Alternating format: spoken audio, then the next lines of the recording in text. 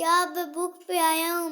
मेरा नाम नवाब हुसैन है। अब्बा मैं आपको शेर सुनाता हूँ। तस्वीर मौजूद है अखियां विच, ना शक्ल विखा मैं खुश हाँ। वदा खुश रोन वे सांगिया विच, ना परत किया मैं खुश हाँ। रवे सरदा सीना उदना तो, ना सीने ला मैं खुश हाँ। की हाल है चांद दा फिक्र न कर, तू ईद मना मैं खुश हाँ। डिठे चांद में तेवर कावर दे, एक शक्ल हसीन ते आ गया। मैनू उसे वेले हो महसूस गया, मारे डंग मस्कीन ते आ गया।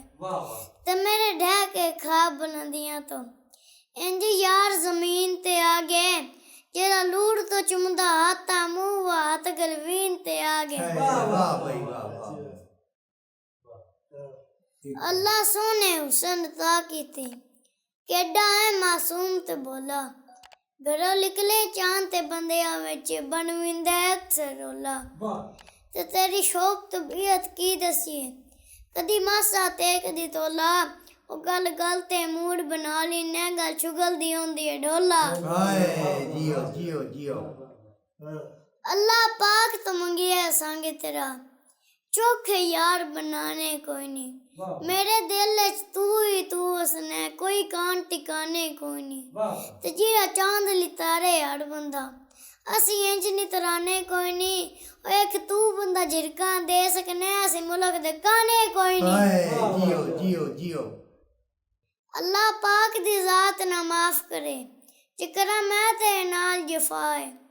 कदी सुनी चांद ता दस मैनू, हुंदा नूआ तो मास जुदाए। ते तो निखर के मैनू जी सकदा, होमी कदी ना यार खफाए।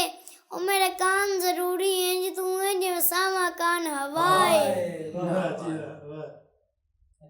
सारी उम्र शिकार करेंदियां गुजरी, एक पंछी अजब फसाया। जिन्नू चौक चुगन दा वल नहीं आंदा, उन्नू तांदा मास खुवाया। ते जिन्नू पानी पीन दी आदत नहीं, उन्नू जिगर दा खून पिवाया। ओ वत वेख वफा उस पंछी दी जदों उड़िया वल नहीं आया। जेड़ा इतनी दूरों पत्थर उठा के मैनू मारन वास्ते आया। मैं की करां उंदी इज्जत दी खातिर, मैं सिर चा अपने वाया। ते चलो फकर करे सी लगदियां विच, मैं दुश्मन मार मुकाया। और साडा खून याद वफादारा, चलो किसी दे कम ते आया।